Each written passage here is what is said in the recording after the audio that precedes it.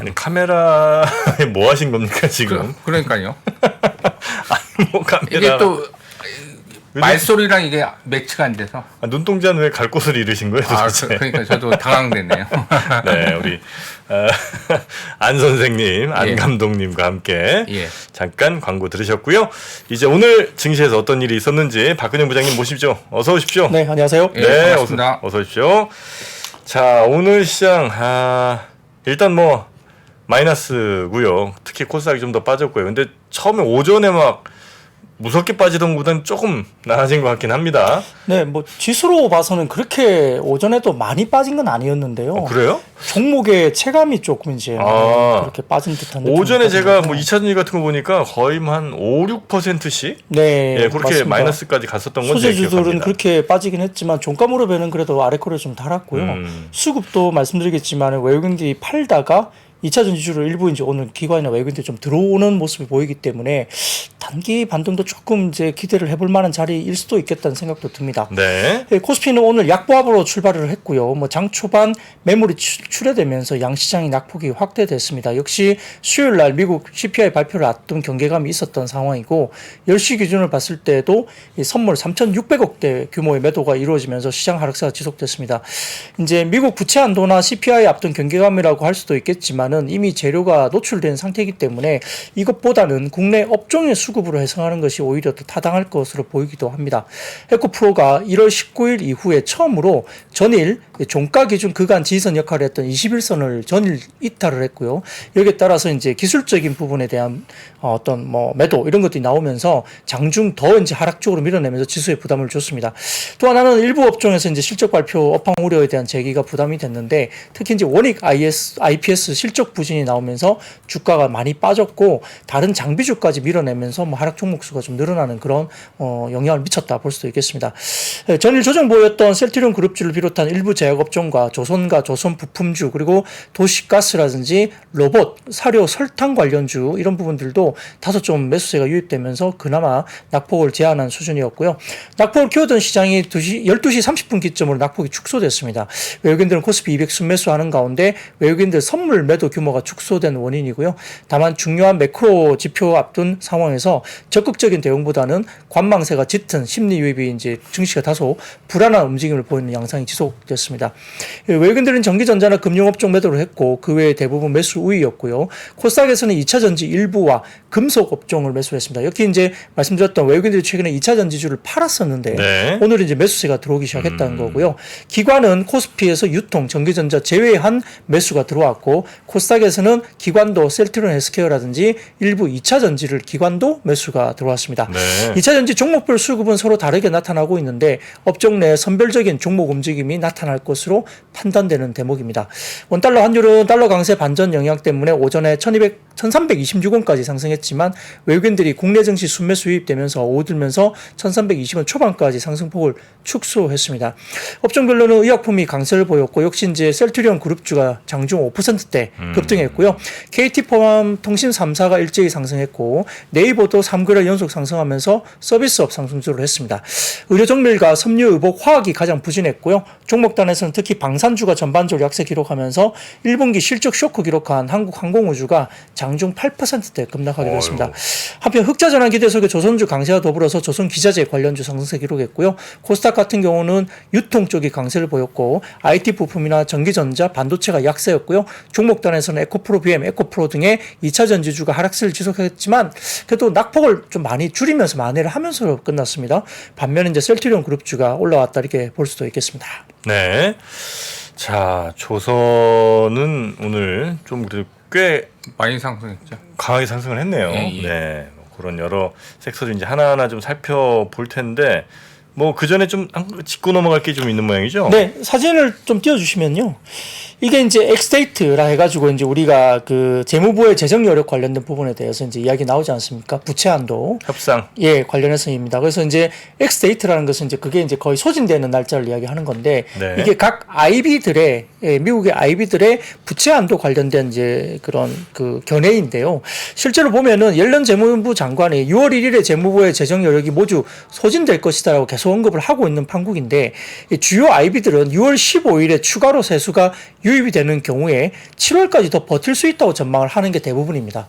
그러다 보니까 골드만삭스와 시티는 최대 9월까지 운용 가능한 자금이 확보될 수도 있다고 예상을 하고 있어서 생각보다 단기 금리의 변동성이 나타나고 있는 채권 시장과 달리 주식 시장이 부채 한도 협상과 관련해서는 새롭게 뭐 이렇게 굉장히 뭐 주식의 발작을 일으키거나 많이 빠지거나 흔들리거나 그렇지 않는 다소 좀 둔감한 배경 중에 하나가 이런 글로벌 IB들의 의견이 있어서 그렇다라고 평가가 되는 부분입니다. 그러니까 이 부분도 조금은 저희가 소개를 좀 하기 위해서 가져와 봤습니다. 네. 자, 부채한도 협상이 또 중요한 이슈로 들어오게 될지는 하여튼 저희가 좀 지켜보도록 하고요. 그러면 오늘 일단 관심이 좀 많았던 셀트리오 관련부터 좀 살펴볼까요? 네, 뭐 셀트리온이 1분기 연결 매출액과 영업이익이 각각 매출액은 5,975억 원, 영업이익은 1,824억 원으로 뭐 OPM 마진율이 30.5%로 상당히 높게 잘 나왔습니다. 별도 매출액과 영업이익도 5,355억 매출에 영업이익이 1,854억 원, OPM 마진율이 별도로는 34.6%까지 영업이익률 마진이 엄청나게 높게 나왔죠. 시장 컨센서스 부합했고요. 셀트리온 USA 진단키트 재고분의 충당금 설정 당시, 그러니까 22년 4분기 대비 판매 가격 하락했다는 변동대가 이제 반영에 따른 일회성 비용 증가를 했다고 볼 수 있는데, 이 비용이 만약에 아니었다면 실제 영업이익은 컨센서스를 약 27% 상회한 어닝 서프라이즈로 보인다라는 평가가 많습니다. 그래서 주가가 오늘 셀트리온 그룹주들이 상당히 많이 올랐고요. 일회성 이슈를 제거한 연결 영업이익률은 약 40%까지 추정이 되니까 이익률이 엄청나게 많이 올라와 있는 상태입니다. 이거는 이제 트룩시마 북미 판매 호조를 바탕으로 호실적을 기록했던 2020년 수준의 영업이익률까지 회복했다는 점에서 주가에 대한 최근의 반등세를 좀 충분히 갈 수 있는 근거로 이야기하는 것 같습니다. 호실적의 배경에는 바이오시밀러 매출액이 사상 처음으로 4천억을 넘어섰다고 알려졌고요. 수익성이 좋은 램시마 SC 매출 비중이 연결 매출 내에 약 27% 기록했기 때문으로 알려져 있는데요.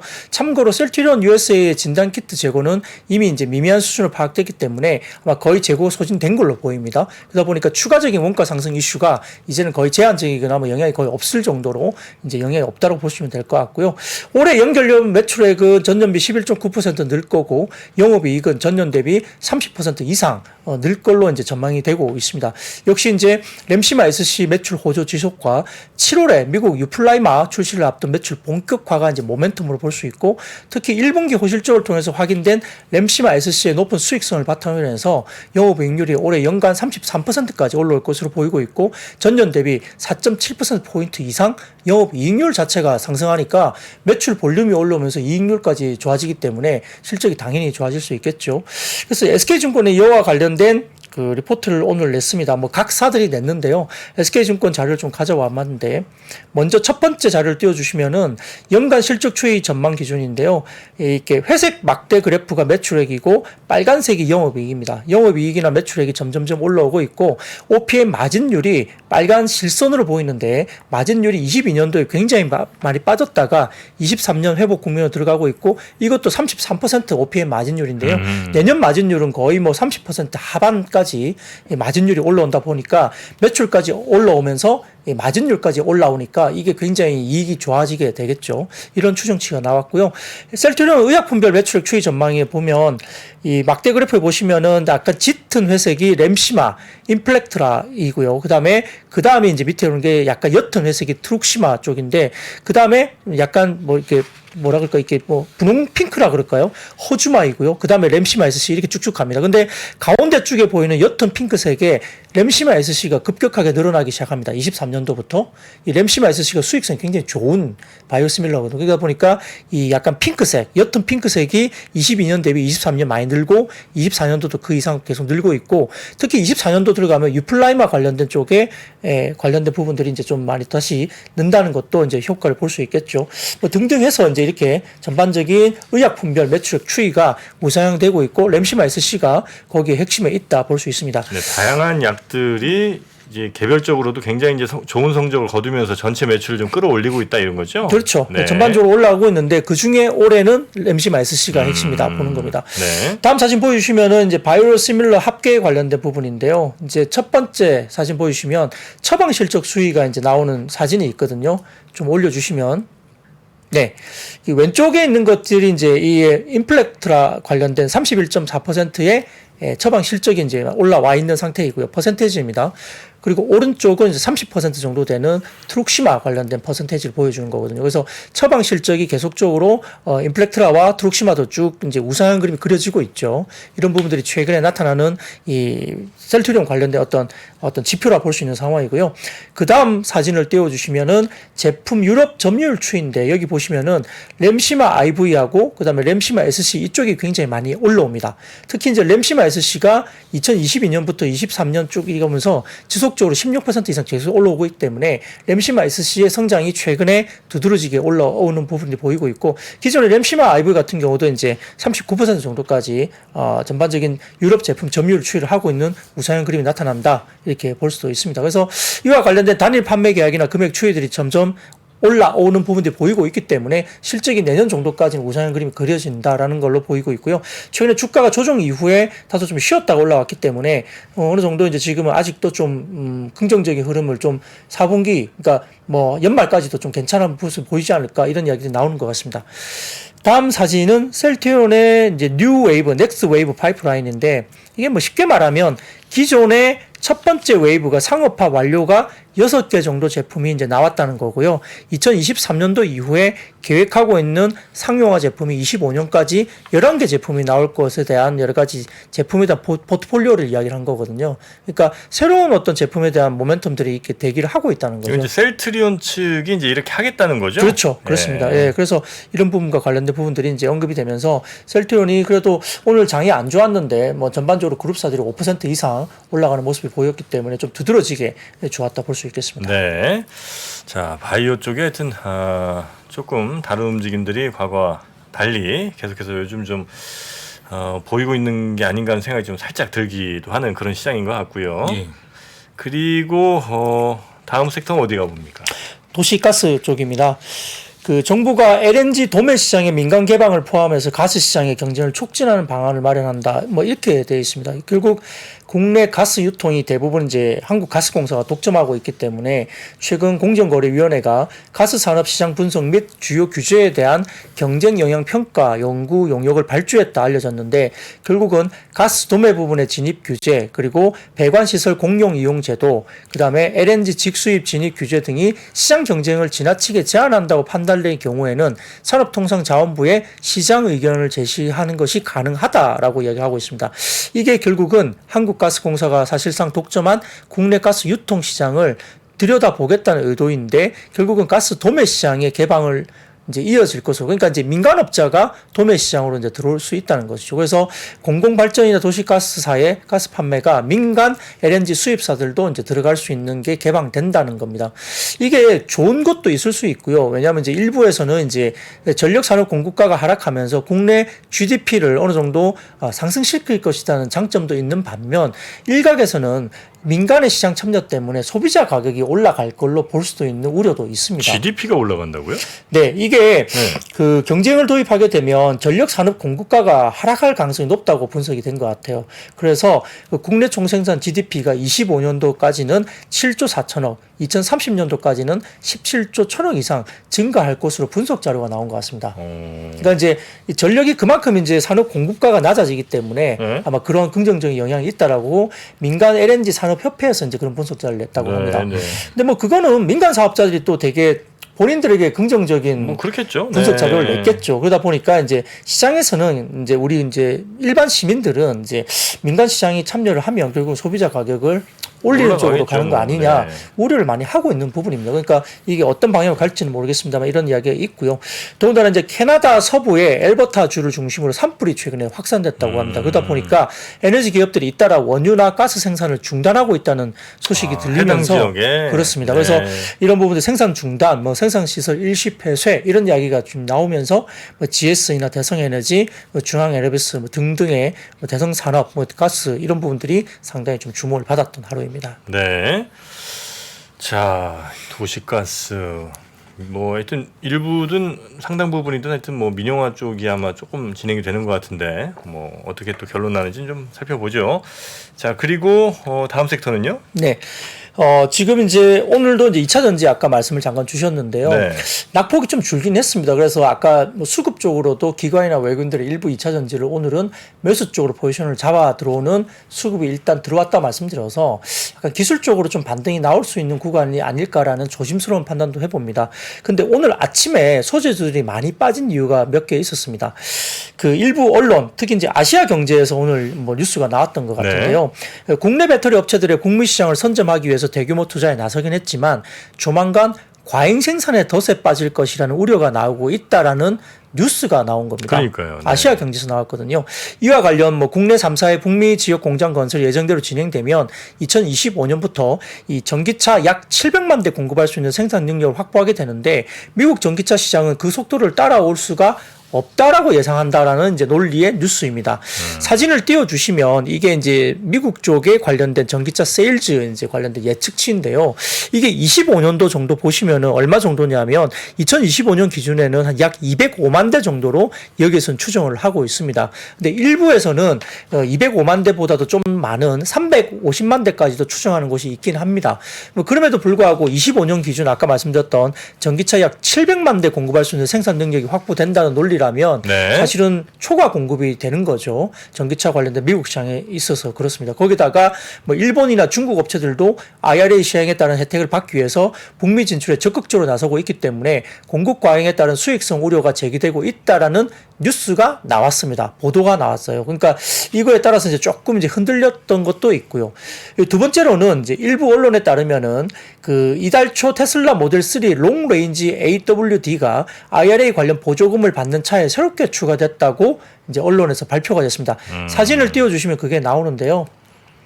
모델별로 올라와 있는 사진이 있습니다. 근데 여기 보시면 밑에서 아마 두 번째일 겁니다. 모델 3죠. 모델 3니까 좀 더 위쪽으로 보시면 될 것 같아요. 네. 여기 보면 그러니까 아까 말씀드렸던 AWD 그러니까 이제 롱 레인지의 AWD 제일 첫 번째 모델이네요. 위쪽에. 그러니까 보면 테슬라 모델 3 롱 레인지 AWD가 IRA 보조금을 받는 차로 새롭게 추가가 된 거죠. 그래서 이거 이제 3,750달러 받는 모양이군요. 네, 맞습니다. 약 500만 원 정도 보조금을 받는 걸로 돼 있고요. 근데 이 언론에서 뭐라고 또 이야기했냐면 눈에 띄는 것은 해당 차종이 CATL 배터리를 사용한다라고 언급을 했습니다. 그 언론에서 이걸 기사를 내면서 그래서 이전까지 CATL 배터리를 탑재하면서 미국에서 보조금을 받는 차는 테슬라 모델 3 스탠다드 레인지 RWD 하나뿐이었는데 이 보조금이 결국은 이번에 들어가면서 직접 배터리사에 지급되지는 않지만 최종 소비자 가격 인하에 따른 수요가 증가가 될 거니까 결국은 CATL이 간접적인 수혜를 얻는다 이렇게 이제 뉴스를 낸 거예요. 아까 말씀드렸던 두 가지 그러니까 공급이 초과될 거다. 두 번째로는 새로운 보조금에 들어간 모델이 중국 업체가 들어간다 이거거든요. 근데 두 가지를 좀 반박을 하자면 첫 번째로는 그 아까 말씀드렸던 그 공급 과잉에 대한 이슈는 뭐냐면 지금 그 현재 이제 컴팩트 세단에 들어가는 게 이제 현재는 이제 대부분 전기차잖아요. 네. 근데 이게 픽업 트럭의 모델로 많이 진화가 될 거예요. 향후에는 뭐 사이버 트럭을 포함한 큰 차종으로 진화가 되거든요. 그러면 승용차에 들어가는 배터리보다 훨씬 많은 양이 들어간다는 그렇죠. 거죠. 대당 배터리 탑재량이 증가하게 되기 때문에 일부 이야기를 하는 부분들은 뭐 많게는 뭐 100%, 50에서 100%까지 탑재량이 증가될 수 있다는 그럼 이야기를 할 수 있습니다. 700만 대가 팔려야 되는 게 아니고 한 500만 대든 뭐 좀 더 적게 팔려도, 충분히 수요가 될 수 된다. 있다는 이야기를 할 수 있는 반박이 될 수 있고요. 네. 두 번째로는 각 셀업체들이 목표로 하는 700만 대 기준의 이 아까 그 이야기는 연말 목표치라고 볼 수 있거든요. 네. 그 연말에 이 정도까지 간다는 캐파이기 때문에 뭐 초기 수율이나 가동률이나 이런 걸 따져보면 실질적으로 실제 해당 생산량이 연말에 거기에 도달하지 못한다는 거죠. 연중으로 따지면. 네네네. 그러다 보니까 시간이 훨씬 더 많이 필요하다는 반박을 할 수 있습니다. 그러니까 기사 내용이 다소 조금은 좀 너무 이제 이렇게 공급 과잉을 포커스를 놓고 좀 기사를 쓴 것 같다는 생각도 들고 거기에 대한 반박이 이렇게 시장에서 계속 있다고 볼 수도 있고요. 네. 그다음에 이제 아까 말씀드렸던 그 해당 롱 레인지 관련된 CATL 이제 배터리가 채용이 됐다라는 기사가 나왔잖아요. 근데 거기에 대해서 미래에셋 증권에서 팩트 체크를 오늘 해줬는데 그 모델에는 CATL이 아닌 LG 에너지 솔루션 남경 라인에서 제조된 21700 NCMA가 탑재되고 있는 걸로 확인이 됐다라고 장중에 정정 확인 코멘트를 냈습니다. 조금 아까 그 네. 표에서 보여주셨던 맨 위에 있는 그 이번에 새로 보조금을 받게 되는 그 네. 모델 3 롱레인지가 네. 이거는 중국의 CATL 배터리 쓰는 게 아니고 네. LG 엔솔의 남경 공장에서 생산되는 배터리를 쓰는 거다. 네, 그러니까 기사에서는 CATL 배터리가 들어간다라고 기사를 썼거든요. 근데 실제로는 LG 에너지 솔루션 배터리가 들어간다고 미래에셋증권에서 확인해서 코멘트를 5장에 낸 거예요. 그러니까 두 개 다 약간 논란이 있는 기사인 거죠. 오늘 이제 부정적인 이슈로 이렇게 영향을 미쳤다고 볼 수 있는 기사들이 논란이 좀 있는 겁니다. 그래서 주행거리가 감소해서 시장에 오해가 있을 수 있지만은 미국 그 EPA 주행거리 인증 기준이 더 타이트하기 때문에 그러하고 배터리 주가 조정 구간이기 때문에 되게 안 좋은 뉴스들이 많이 이제 계속 나오고 있지만 정확한 팩트 체크는 좀 필요한 구간이 아니냐라고 좀 이런 부분에 대해서 코멘트를 굉장히 좀 했습니다. 그래서 뭐 그런 부분들이 이제 반영이 된다면 이제 최근에 주가 빠졌던 부분들은 어느 정도 좀 돌릴 수 있는 여지도 있다고 좀 보입니다. 그래서 그런 반박 주장이 충분히 있다는 거고요. 더군다나 이제 에코프로의 그 주가 과열 논란이 최근에 있었지만은 실질적으로 외국인 지분율이 엄청나게 많이 빠졌습니다. 이제 외국인이 많이 팔았다는 건데요. 외국인 지분율이 에코프로가 5% 아래로 내려가면서 아마 최근 4년 만에 최저치까지 이제 에코프로를 외국인들이 많이 팔아치웠다 볼 수 있습니다. 그래서 이제 한국거래소에 따르면 4일 기준으로 외국인 투자자의 에코프로 지분율이 4.96% 집계됐고요. 에코프로에 대한 외국인 지분율이 5% 밑돈 건 2019년 3월 7일 4.47% 이후에 처음으로 알려지니까 최근에 확실히 외국인들이 많이 팔아치웠다 볼 수도 있습니다. 이 전일에 5.18% 기록하면서 이제 전반적으로 5%대 정도 유지가 되고 있는 상황이고요. 그런 부분들이 이제 외국인들의 매도세가 좀 거셌다 이렇게 볼 수 있는데 네. 다음 사진 보여주시면은 에코프로 공매도 비중 추이도 엄청나게 올라가고 있죠. 지금 23년 4월 26일 정도에 공매도 비중이 15.26%까지 에코프로가 굉장히 많이 늘었었거든요. 이게 26, 27 넘어서면서 4.5%대까지 바로 확 빠졌습니다. 쇼커버가 들어갔겠죠. 근데 다시 이제 10%대까지 올라온 거죠. 그러니까 이제 이런 부분들이 영향을 좀 미치고 있는 것이 아니냐 이렇게 좀 영향이 보입니다. 그래서 이제 뭐 이런 부분들을 다 극복을 해야 되겠죠. 실적이라든지 여러 가지 부분들을 가지고 중장기적인 극복을 또 해 나가야 되는 부분이 있기 때문에 그러한데 아까 좀 어떤 부분은 이제 기사 내용들이 좀 사실과 근거하지 않는 틀린 오보도 나오면서 시장에 약간 겁을 준 느낌도 있기 때문에 이런 부분들을 충분히 체크를 좀 하셔야 될 것 같고요. 그 다음에 이제 어제 말씀드렸던 서현이화 제가 재밌게 말씀드렸잖아요. 이게 사이버 트럭에 들어간다고 했다가 회사가 부인했다 이게 이야기 됐죠. 그래서 어제 거의 상한가 근처까지 갔다가 7% 언저리 이렇게 플러스로 이제 음봉으로 확 끝났는데 오늘 또 재밌는 일이 또 벌어졌습니다. 사진을 띄워주시면은 이게 이제 해외 쪽에서 나온 외신 기사거든요. 여기 보시면 아래쪽에 보시면은 서현이화가 써져 있어요. 테슬라 쪽에서 오더했다. 사이버 트럭에다가. 그래서 이게 이제 오늘 장중에 아침에 돈 거예요. 서현이화가. 그러니까 어제 상한가 갭 상승했다가 음봉으로 확 떨어지면서 회사가 부인 공시를 했잖아요. 그러면서 빠졌었는데 오늘 또다시 서현이화가 이제 또 이 해외 쪽에 이 기사가 이제 공개가 되면서 또다시 급등을 해버렸거든요. 서현이화가. 근데 재밌는 것은 또다시 급등을 했는데 이 기사가 해외 기사가 5월 4일자 기준의 기사였습니다. 네네네. 예, 그러니까 이 기사를 보고 한국에서 기사를 이 영문 기사를 뭔가 번역해갖고 기사를 냈는지 뭐 그건 알 수 없으나 뭐 이것 때문에 해외 기사 쪽에서는 서현이화가 테슬라 쪽에서 오더를 받았다는 기사가 나왔으니까 팩트네. 그래서 어제 빠졌던 걸 다시 확 다 올리면서 오늘 급등을 했거든요, 장중에. 네네. 근데 이게 5월 4일자 기사라고 또 이제 확인이 되면서 또 이제 윗골을 달았어요. 근데 오늘 종가 기준에 상승폭이 12%대거든요. 뭐 그러나 이렇게 저렇게 해서 서현이화는 이틀 동안 20% 정도 올랐습니다.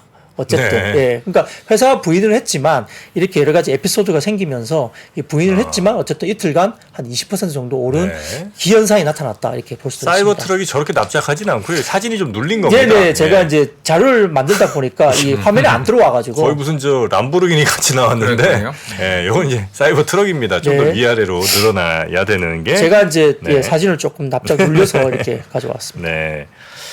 자, 하여튼 뭐 2차 전지 관련해서는 역시 뭐 사람들이 가장 요즘 개인 투자자분들 특히 관심들을 많이 갖고 계시다 보니까 뭐 위든 아래든 어떤 뉴스든 굉장히 또 이슈들이 다 좀 되는 것 같습니다. 예, 맞습니다. 네. 되게 예민해 하시는 게 요럴 때가 당연하죠. 있죠. 근데 어느 시장 어떤 시기든 보면 특별히 어떤 종목이나 어떤 산업군들이 막 관심에 정말 한 중심에 있어서 굉장히 뜨거울 때가 있죠. 네, 그렇죠. 네. 특히 주저주하고 쏠림 현상이 있을 때는 그런 것들이 또 많죠. 뭐 바이오가 뭐 그럴 때도 좀 있고. 네, 그럴 때도 있었고. 근데 지금 이제 수급 쪽으로 좀 보시면 네. 그 FOMC 이후에 그 외국인 거래소는 외국인 매수가 들어오고 있고 네. 코스닥은 외국인 매도가 들어오고 있습니다. 아. 그래서 상대적으로 거래소 지수가 좋고 같이 빠지더라도 거래소가 덜 빠지고 또 오르더라도 거래소가 많이 오르고 그런 현상이 전주 수요일 이후에 주 후반부터 일어나고 있는 현상이고 그래요? 그 외국인 매도가 있으면서 이천지도 같이 시가총액이 크기 때문에 좀 매도가 나오는 거라고 좀 보시면 될 것 같습니다. 네네. 자, 2차전지 관련된 뉴스 조금 전해드렸고요. 그리고 다음 섹터요. 네, 해상풍력 시장 개화 기대감 때문에 관련주가 상승 보였습니다. 멜트증권의 보고서를 통해서 이제 미국, 유럽의 강력한 재생에너지 확대 정책, 당연히 그건 계속 나왔던 이야기고요.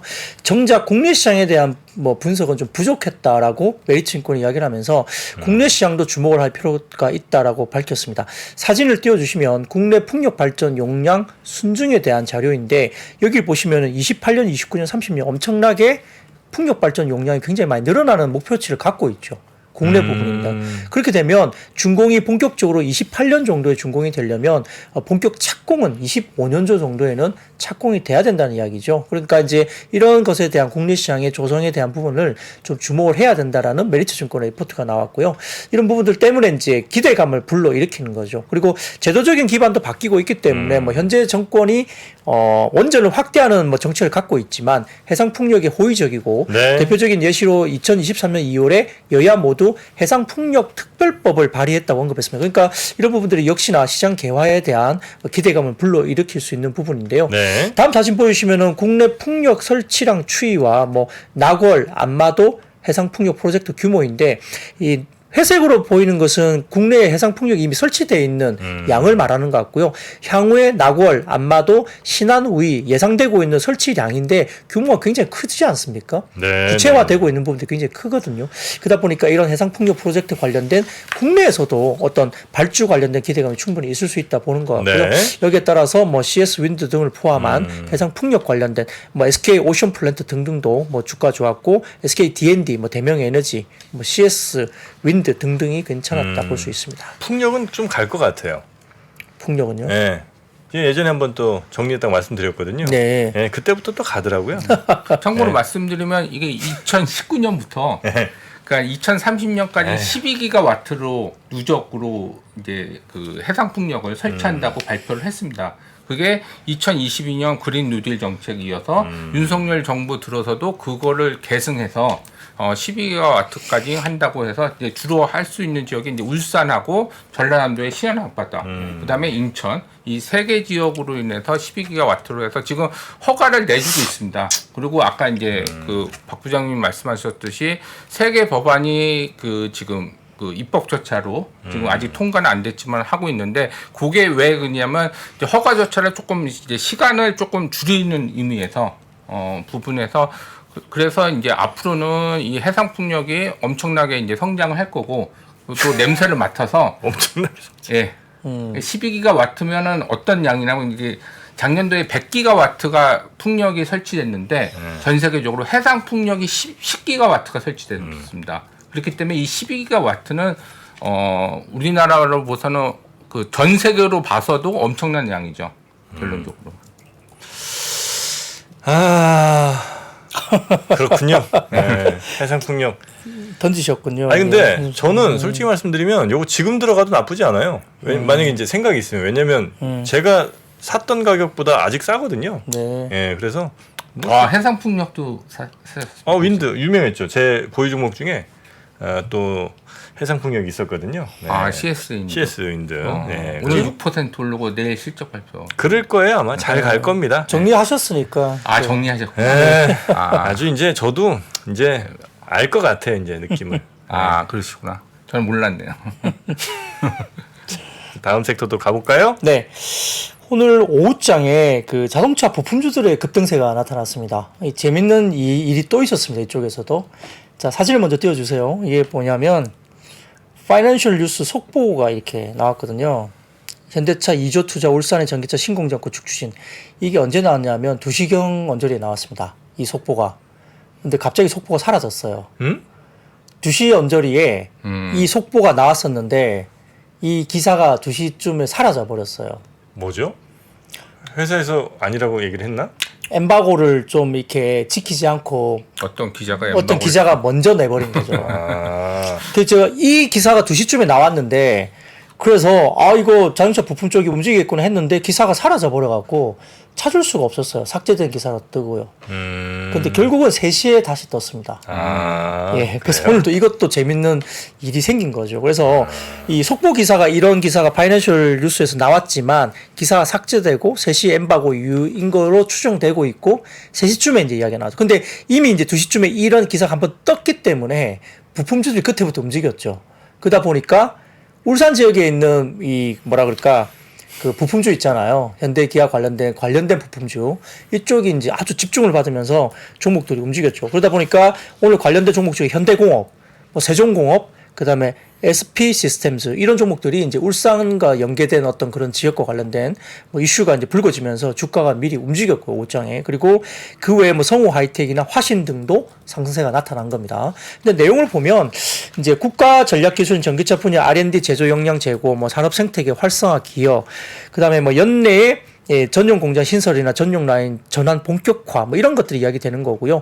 울산 공장에 2조 원 신규 투자하면서 전기차 전용 공장 건설을 하고 국내 미래 자동차 산업 기반을 구축한다. 그리고 1996년 아산 공장 가동 이후에 국내에 29년 만에 다시 최초로 들어서는 현대차의 대규모 신공장입니다. 그러니까 의미가 굉장히 큰 거예요. 그러니까 이제 3시쯤에 엠바고인데 이게 2시쯤에 이게 그냥 누가 뿌려버린 거죠. 근데 그게 이제 어쨌든 저희 레이더에 들어왔었고요. 25년 완공 목표로 올해 4분기에 본공사가 착수되면서 스마트 친환경 첨단 생산 시설을 갖춘다라고 보입니다. 그래서 이 관련된 부분에 대해서 이제 총 31종 전기차 라인업을 갖추고 그 전기차 공장 관련 생태계 조성을 한다 이렇게 이야기가 나왔고요. 아무튼 뭐 그러면서 뭐 전기차 부품 기업들도 적극적인 신규 투자를 계획 추진하고 있다라고 이제 언급이 되면서 관련된 그 자동차 부품주들이 오후장에 뭐 끝 무렵에 굉장히 좀 이렇게 수급이 들어오면서 상당히 좋았다 이 볼 수도 있습니다. 네. 자, 그리고 뭐 카지노? 네. 카지노 관련해서 뭐 좀 이슈가 있습니까? 네, 오늘 뭐 급등하지 않았습니다만 장 빠지는 장에서 플러스 유지를 했고요. GKL도 나쁘지 않은 그림을 보였습니다. 자, 그 4월 파라다이스와 GKL의 합산 드랍액이 4월 한 달입니다. 8,131억, 매출은 1,001억 원을 기록했다고 합니다. 합산 매출 1,001억 원은 2019년 코로나 이전 4월 대비 104% 수준이니까 코로나 이전보다 훨씬 더 높은 그 드랍액을 기록을 한 겁니다. 중국 VIP의 온전한 회복이 없었음에도 불구하고 일본 VIP들 상당히 많이 들어오면서 기타 매스 고객이라든지 기타 VIP가 들어오면서 절대 매출이 이미 이제 코로나 이전을 넘어서기 시작한 겁니다. 근데 중국 VIP가 본격적으로 들어온다면 이런 가정을 한다면 실적이 엄청나게 좋아질 수 있는 가능성이 있죠. 4월 기업별로 본다면 GKL은 456억, 파라다이스가 545억 원으로 2019년 4월 대비 GKL은 116% 그리고 파라다이스는 95% 수준이니까 뭐 능가하는 수준으로 볼 수 있습니다. 자, 사진을 먼저 띄워주시면은 GKL 국적별 드랍액 추이인데요. 먼저 사진을 띄워주시죠. GKL 부분인데 뭐 21년, 22년은 다 이게 굉장히 많이 빠져 있었지만은 지금 23년 들어서면서 굉장히 좋아지고 있고 특히 이제 제일 아래쪽에 보시면은 그 오른쪽 제일 마지막 막대 그래프 보시면은 제일 아래쪽에 파란색이 재팬이거든요. 일본. 많이 들어오죠. 그리고 그 다음이 차이나 살짝 들어오고 있고, 그 다음에 others, 뭐 합계이겠죠. 그 다음에 약간 붉은 게 메스, 그 다음에 슬롯, 이런 쪽이 이제 들어오기 때문에 결국은 아직까지는 그 재팬 VIP, 그러니까 이제 일본 VIP가 제일 많이 이제 GKL의 드랍액을 형성하고 있다 보시면 될 것 같고요. 다음 사진 보여주시면은 파라다이스의 국적별 드랍액 추이입니다. 이것도 보면 절대 수치로 보면 2019년 거의 다 회복했습니다. 파라다이스가 다 넘어서고 있는 상황이고, 이쪽도 일본 VIP가 아래쪽에 파란색으로 가장 많이 올라와 있고, 중국 VIP가 그 다음 회색 쪽이 보이고 기타 VIP, 매스 VIP가 들어왔습니다. 그래서 호실적의 요인은 이 중국 때문이 아니라 원활한 지역별 믹스 개선이 되고 있고 네. 역시 이제 일본 VIP가 전체 드랍액에서 큰 비중을 차지하고 있고 2019년 대비로도 크게 일본 VIP가 증가하고 있다는 겁니다. 거기다가 항공노선 증편이나 마케터들이 또 영업을 재개하고 있지 않습니까? 리오프닝이 되다 보니까 그래서 이제 VIP를 데리고 온다는 거죠. 그래서 이런 부분들 때문에 기타 VIP나 매스, 슬롯 머신 드랍액의 점진적 성장이 이제 같이 맞물려 올렸다 볼 수 있는 상황이고요. 여기에 따라서 아마 그 4월 중국의 VIP 숫자가 매우 이제 궁금할 수밖에 없는데 중국 VIP 드랍액은 파라다이스가 1,468억, GKL은 453억인데요. 2019년 4월 대비로 한다면 파라다이스는 82%, GKL은 59% 정도입니다. 그러니까 아직은 중국은 VIP가 회복을 완전히 다 못했습니다. 근데 이게 이제 서서히 좋아지겠죠. 그러면은 결국은 중국 VIP 큰 손이 들어오면 이 외국인 카지노 쪽은 상당히 실적이 좋아질 거다 이렇게 보는 겁니다. 더군다나 인당 베팅 금액도 굉장히 많이 올라가고 있는 모습이 보인다는 것도 상당히 고무적인 모습이죠. 그래서 뭐 상대적으로 GKL 같은 경우가 이제 재무 건전성도 상당히 좋다. 왜냐하면 외국인 카지노 가운데 유일하게 순현금 재무 구조를 갖고 있고요. 그다음에 이제 공급 증설 모멘텀을 이미 이제 유일하게 GKL이 가지고 있다는 점에서 좀 더 탑픽으로 시장에서 거론을 하는 것 같고요. 지금 VIP, 중국 VIP 없이 1분기에 영업이익단이 200억 이상의 영업이익을 지금 추정을 하고 있는 상황이기 때문에 네. 아마 2분기 첫 스타트인 4월 매출액이 456억 원으로 1분기 평균 359억보다 월등히 높기 때문에 2분기 실적은 더 좋을 가능성이 높습니다. 그렇게 되면 연간 영업이익 컨센서스인 971억을 상회하는 큰 뭐 서프라이즈가 나올 수 있는 부분이 있다라는 점에서 상당히 주목을 받고 있습니다. 사진을 먼저 띄워주시면은 GKL과 파라다이스 일본 VIP 드랍액인데요. 역시 이제 GKL보다는 파라다이스가 일본 VIP가 훨씬 높고요. 그 다음에 다음 사진 띄워주시면은 GKL과 파라다이스의 중국 VIP 드랍액인데 절대 수치는 뭐 과거 19년보다 좀 낮지만 그래도 이제 파라다이스 쪽이 여전히 이제 중국 VIP의 드랍이 좀 더 높긴 합니다. 근데 어쨌든 중국을 제외한 일본 VIP 포함 매스 고객이나 기타 VIP가 많이 올라오면서 전반적으로 실적이 굉장히 좋아지고 있다는 점을 주목할 필요는 있겠습니다. 네. 그 외국인들이 우리나라 카지노를 좋아하나요? 뭐 우리나라 카지노들의 장점이 좀 있어요? 지역별로 가깝다는 거. 그러니까 일본하고 중국. 일본은 근데 합법이잖아요. 뭐 그쪽도 하죠. 마카오도 뭐 있고요. 중국인들은 또 마카오도 많이 가니까. 네. 굳이 우리나라 뭐 뭔가 서비스가 좋나? 아니면 또 잘 이렇게 좀 꾸며놓은 게 좀 있나? 아니면 어쨌든 자기네 나라에서 하기는 좀 뭔가 좀 찝찝하니까 여튼 가까운 다른 나라 가서 하시는 건가? 뭐 그럴 수도 있죠. 아마. 뭐 여행을 겸해서 오는 거니까요. 이분들이 여행 겸해서 오는 게 아니라 이거 도박으로 네. 와서 여행을 잠깐 겸하시는 것 같은데. 뭐 그럴 수도 있죠. 네. 네. 근데 이제 뭐 중국인들이 가장 사랑하는 건 홍콩입니다. 홍콩을 가장 사랑하고요. 그쪽에서 마카오를 많이 가고. 뭐 한국도 뭐 겸사 이렇게 많이 넘어오는데 결국 이제 마케터들의 활동도 중요하겠죠. VIP를 이제 이렇게 한국으로 오게끔 만드는 마케터들의 활동도 있다고 볼 수 있습니다. 네네네. 자, 하여튼 뭐 드랍액이 그러니까 우리나라에서 와서 쓰는 돈이 조금씩 커지고 있는 그런 상황. 중국도 이게 남쪽보다는 북쪽에서 네. 이제 상해 가는 시간하고 이쪽 서울 오는 시간하고 있으니까 주로 북쪽 사람들이 많이 오죠. 그 북경 같은 데서 예, 예. 저 남쪽 뭐 어디 홍콩이나 마카오 이런 데 가느니 예. 차라리 그냥 저 강원도나 아니면 인천 이런 데 와서 강원도는 안 가고 인천, 아니 서울. 서울? 예. 서울에도 서울 파라다이스 인천 있고 네. 그다음에 GKL은 저 코엑스. 코엑스 있고 이제 거기도 카지노가 있어요? 예. 코엑스에 GKL 하고 이제 힐튼 호텔이었는데 지금 드래곤 호텔로 바꿨죠. 용산입니다. 예, 용산. 거기에요. 예. 그게 거기. GKL이 부산인데 부산은 조그맣고 강원랜드 가는 게 아니고. 예, 강원랜드는 저희 국내인이 국내용입니다. 강원랜드 그래요? 국내용입니다. 외국인들이 가는 건 아니고. 네. 저희 국내인이 가요. 이 도박 쪽은 좀 제가 약해요. 저도 뭐 도박은 해본 적 없습니다. 도박이 조금 제가 약해갖고. 이게 알겠습니다. 저는 뭐 용산에는 뭐 호텔 이용하다 보면 이제 그쪽으로 옮긴다는 말을 IR 담당자하고 많이 들어봐가지고요. 올해 저도 1월 1일부터 옮겨왔습니다. 예, 용산 오픈했어요. 쪽으로.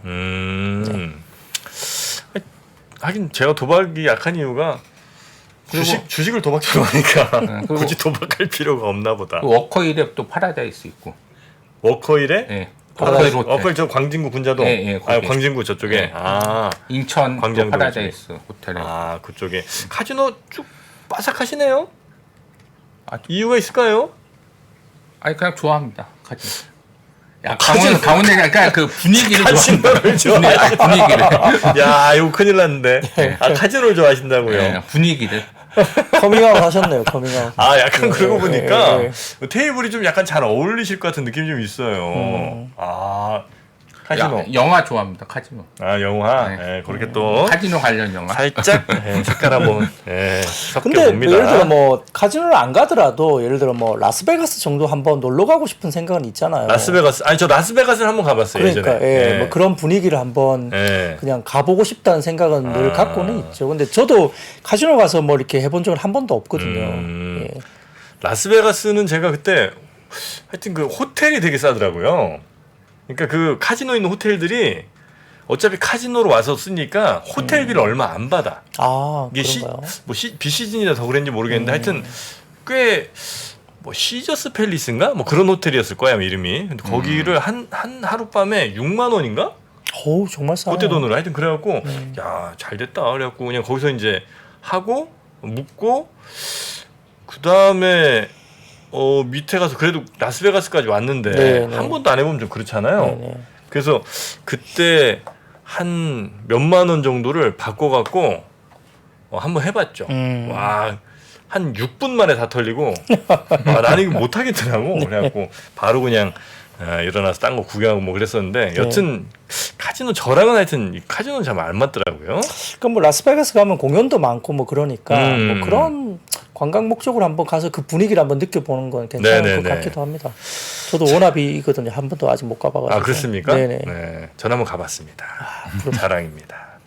그렇게 딱 그 네. 사막길에서 이렇게 쫙 넘어가다가 약간 언덕길 내려막길 하면 이제 그 불빛들이 쫙 보이거든요. 그 넘어갈 때 길, 거기 아주 장관입니다. 가본 사람이 저밖에 없는 것 같네요. 네. 네, 맞습니다. 자, 다음 섹터요. 네. 그 로봇 산업은 어제 말씀드렸기 때문에요. 이걸 뭐 간단하게 또 말씀드릴 수 있겠습니다. 어제도 이제 로봇 산업 관련된 제가 말씀을 드렸잖아요. 그래서 뭐 1분기에는 이제 투자 관련 건, 삼성전자의 레인보우 로보틱스 투자 관련 건 이슈가 있었다면 최근에 조정 이후에 지능형 로봇법 개정안이 통과된 것과 시기적으로 일치한다. 4월 말부터 최근에 이제 로봇 관련주가 이제 반등을 주기 시작했고요. 5, 6월 정도에 이제 상반기 내에 정부 정책이 모멘텀이 되면서 첨단 로봇 산업 전략 1.0이 이제 발표 예정이기 때문에 이와 관련된 뭐 스케줄 매매라 그래야 되나요? 약간 모멘텀을 이런 것을 갖고 있기 때문에 이제 주가들이 올라간다 보이는 거고요. 세계 로봇 산업 시장은 2020년 250억 달러에서 2030년 1,600억 달러까지 급격한 성장도 전망되고 있다는 점에서 결국 뭐 좀 길게 본다면 로봇 산업도 좀 지켜봐야 되는 산업이 아닐까 생각도 듭니다. 그래서 어제와 이어서 뭐 똑같은 모멘텀으로 오늘 로봇 산업도 좀 올라왔다 이렇게 볼 수 있습니다. 자, 그리고 네. 다음 섹터는요? 네, 그 곡물 관련주는 오늘 일부 차익 실현이 나왔습니다. 그래서 그 대한제당이나 대한제당 우선주는 굉장히 좀 강했어요. 어제 상한가였기 때문에 오늘은 그래도 플러스권에서 놀았지만은 뭐 고려산업이나 한일사료, 팜스토리 등은 하락세를 보였는데 역시 이제 곡물 가격 관련된 이제 뭐 흑해 곡물 협정 파기 우려 때문에 주가들이 이미 이제 선반영되고 꽤 많이 올랐었기 때문에 이제 차익 실현이 나온 겁니다, 장중에. 근데 문제는 이제 설탕 가격 때문에 이제 대한제당이나 이런 종목들은 그래도 버텼잖아요. 뭐 마이너스로 많이 안 빠지고 이제 버텼는데요. 문제는 이제 어제 제가 말씀드렸던 사진을 좀 띄워주시면은 이게 러시아가 흑해 곡물 운송을 중단한다 해도 이제 우크라이나 시장 점유율이 많이 빠졌기 때문에 시장은 거기에 대해 적응을 할 것이다. 그렇게 너무 많이 이제 뭐 튀어오르지 않을 것이다라는 해외 외신도 있다고 제가 어제 말씀드려서 한 번 더 말씀을 드린 거고요. 그 다음 문제는 이제 휴고 인플레이션에 따른 그 다른 여파입니다. 확장된 여파인데 결국은 이게 이제 설탕값이 이제 11년 6개월 만에 최고치를 기록하니까 결국 뭐죠? CJ-제일제당, 삼양사, 이 대한제당의 3사가 이달부터 공급 가격 인상을 단행할 것으로 이제 확인됐다고 알려졌습니다. 그러니까 결국은 올린다는 거잖아요. 네. 그러다 보면 이제 설탕이 올라가면 뭐죠? 과자, 빵, 뭐 아이스크림, 연쇄적으로 음료 다 올라가죠. 가격 올라가니까 네. 그러면 어떻게 됩니까? 크라운제가, 뭐 한국맥널티, 뭐 대한제당, 혜태제과식품, 푸드나 뭐 이런 음식료 쪽이 가격 상승에 대한 뭐 원텀을 가지고 주가들이 올라가는 거죠. 근데 이제 맥널티는 뭐 하는 회사예요? 한국 맥널티는 이제 그 음식 만드는 회사예요? 커피 같은 거 있잖아요. 카페 그런 것들. 그래요? 네. 그래서 이제 이런 것들이 올라가는데 사실은 설탕을 과연 쓸까? 이런 쪽에서 만약에 설탕이 너무 비싸면 이런 제과 업체들이 설탕 말고 뭐 다른 걸로 좀 대체하지 않나요? 뭐 액상 뭐 관련된 뭐 다른 걸로. 설탕이 너무 비싸지면? 그렇죠. 예. 그런데 이제 설탕이 비싸졌다는 논리로 이제 가격은 올리겠죠. 액상 과당이라 그러나요? 뭐 다른 뭐 걸로 하는. 사카린 뉴슈가 뭐 이런 거 있잖아요. 어제는 이제 제가 사카린 그래서 보락 네. 이야기를 드렸었잖아요. 근데 이제 액상 과당 뭐 이런 건가? 예, 사카린은 잘 모르겠지만 뭐 액상 과당 같은 게 아마 설탕을 대체해서 뭐 과자나 이런 거 만들 때 들어가지 않을까 생각은 들거든요. 근데 액상 과당이 뭘로 만드는지요? 이게 옥수수인가 뭐 다른 걸로 만드는 걸로 알고 있거든요. 아 그렇게 좀 옥수수 사탕수수 뭐 이런 거 아닐까요? 뭐 그럴 수도 있고 뭔가 다른 걸로 만드는데 모르는데 계속 얘기해. 그러니까 설탕 자체를 넣는 게 아니고 뭐 다른 걸로 대체해서 아마 넣을 겁니다. 근데 이제 과자 업체들은 이제 설탕 가격 올랐다고 이제 가격을 올리겠죠. 그런 게 이제 결국은 이제 그런 업체들이 실적이 좋아지는 네네네. 뭐 그런 이제 이유가 되는 거죠. 근데 그 설탕이 전체적으로 전 세계적으로 어쨌든 소비 좀 줄이자, 좀 덜 먹자 이런 건강을 위해서 좀 이런 분위기들이 전 세계적으로 좀 있지 않나요? 근데 아직도 이렇게 설탕 소비가 많은가? 소비가 많아서 그런 게 아니라 네. 지금 기후 때문에 엘니뇨 현상이 지금 발생이 돼서 엘니뇨. 이게 보통 4월 달에 파종을 합니다. 인도 같은 경우는. 네. 근데 그러니까 파종할 때 엘니뇨 현상에 의해서 기후 영향을 받으니까 특히 저희가 이제 가을에 파종할 때 만약에 비가 많이 오면 네. 잘 못 하잖아요. 그런 현상이랑 똑같습니다. 네네네. 그렇게 만드는군요. 예. 아이고, 이거 숭구리당당이 이게 무슨 드립입니까, 여러분? 반성하십시오. 자, 그리고 요즘 뭐 전기 관련된 주식들도 좀 움직이는 것 같더라고요. 네, 한국전력이 이제 안정적인 전력계통 구축을 목표로 한 제10차 장기 선전 전설비 계획 이런 게 나타났습니다. 그래서 이제 한전 이사를 거쳐서 전기위원회 심의에 최종 확정됐다 밝혀졌기 때문에 이와 관련된 전력 공급과 관련된 이슈가 이제 불거지면서 이제 관련된 주식들이 올랐죠. 그래서 전력망과 연결되는 인버터 등의 다양한 전력기기들 수요도 급증할 것으로 보이면서 이제 LS전선, 뭐 재룡산업, 광명전기, 일진전기 이런 쪽의 움직임이 오늘도 있었다 볼 수 있겠고 LS전선은 2조 원대 유럽의 초고압 직류 송전 케이블 수주 소식이 벌어지면서 LS전선도 주목을 좀 받았습니다. 네. 자, 그리고 뭐 조선기자재도 오늘 실적 개선 등등 이유로 해서 좀 괜찮았던 것 같고요. 그리고 비트코인 관련된 이슈가 좀 있었습니까, 오늘? 네, 그 언론에 따르면 바이낸스가 하루 사이 2차례나 비트코인 출금을 중단했다고 알려졌습니다. 바이낸스가? 예, 바이낸스는 미확인 거래 폭증으로 네트워크 혼잡이 발생하면서 비트코인 인출을 막았고요. 첫 번째 중단 이후에 약 90분 뒤에 인출이 재개됐지만 8시간 채 지나지 않아 인출이 다시 두 번째 중단이 됐다고 합니다. 2시간 넘게 이어진 것으로 알려져 있고요. 이렇게 되면서 결국 이제 비트코인 가격이 28,000달러가 무너졌고 그 다음에 코인 마켓 캡에서 오후 2시 오늘 기준입니다. 비트코인 가격이 전일 대비 2% 하락하면서 27,600달러 수준에서 거래되고 있었습니다. 그러니까 암호화폐 거래소 업비트나 빗썸에서는 3,690만 원에서 그때 움직였는데 결국은 이제 이렇게 막아지면 결국 뭐죠? 이 투자자가 불안하잖아요. 출금을 뭐 중단하거나 이렇게 되면 그러니까 이제 이런 관련해서 좀 부정적인 이슈가 있었다 볼 수 있습니다. 그래서 관련주들의 하락세가 나타났다 볼 수 있겠습니다. 자, 요 정도 오늘 시장에서 있었던 일들 한번 정리를 좀 해보고요. 오늘 하여튼 시장은 코스피보다 코스닥이 조금 더 많이 빠졌던 그런 하루로 아마 기억이 될 것 같고 내일은 좀 갈까요? 그럼 뭐 내일은 또 내일 돼봐야겠죠? 그렇죠. 그리고 내일 중요한 게 미국에서 CPI 9시 반 정도 발표 밤에 오늘 밤. 내일 밤? 네. 내일 그래서 밤. 그거 좀 내일 우리 장도 그 눈치 좀 볼 수 있을 거라고 보고 있습니다. CPI가 조금 지난달보다 이번 발표가 조금 높아질 수도 있다는 이야기들이 좀 있을 것 같아요. CPI가 더 높아진다고요? 예, 살짝 높아진다는 이야기가 조심스럽게 나오는 것 같습니다. 그러니까 이제 가솔린 가격이 최근에 미국에서 꽤 올랐어요. 뭐 그러면서 이제 물론 그 항목만 영향을 미친 건 아니지만 이번 발표는 지난달보다 살짝 좀 높을 수도 있지 네네. 않나라는 좀 그런 이야기가 좀 나오면서 약간 경계감이 지금 있는 상태이기 때문에 뭐 발표가 돼봐야 알겠지만 지켜볼 필요는 있고요. 다만 이제 이번에 살짝 높아지더라도 추세적으로는 아마 하반기는 상당히 많이 낮아질 거예요. 네. 그러니까 이제 이번을 좀 잘 시장에서 넘겨야 되겠다는 생각도 드는데 일단 발표치를 좀 지켜볼 필요는 있겠습니다. 네, 알겠습니다. 자, 그러면 오늘은 시장은 이 정도에서 정리를 하고요. 잠시 후에는 차진이라고 차진이 아니고 차지인. 네, 그래서 그 충전 관련돼서 현업에 계신 한 분을 모시고 자동차 충전 그리고 전기차 시장 관련된 이야기 현업에 계신 분한테 한번 직접 들어보도록 하겠습니다. 예. 자, 박근영 부장님 오늘도 고생 많으셨고요. 내일 뵙겠습니다. 네, 감사합니다. 네, 고맙습니다. 시간이 흘러도 변하지 않는 여러 가지 원칙과 사고 체계는 존재하거든요. 대가들의 사고 체계, 투자 기법이 아니라 생각의 방법, 그런 거를 분해를 해서 재구성을 해서 하나의 어떤 틀로 조합을 하는 과정이 필요한 것 같다. 라쿤 자산운용 홍진채 대표의 거인의 어깨에 19년간 초과 수익을 달성한 그가 어떻게 주식 대가들의 투자법을 활용했는지 이 책에서 최초로 공개합니다. 대가들의 검증된 투자법을 여러분의 눈으로 직접 확인하시죠.